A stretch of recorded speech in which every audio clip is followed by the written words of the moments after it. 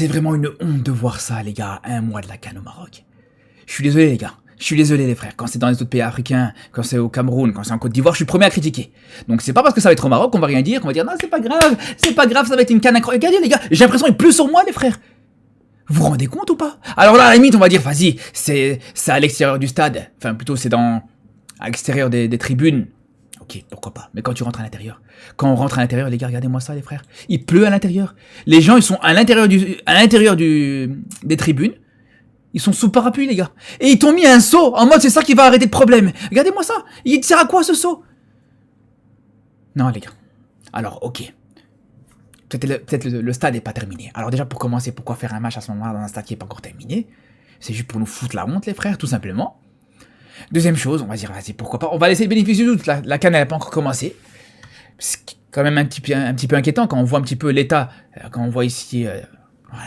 tout ça, ça reste. Les infiltrations, l'humidité, je sais pas, les gars, je suis pas ingénieur, mais c'est pas forcément rassurant. Mais bon, on va dire tranquille.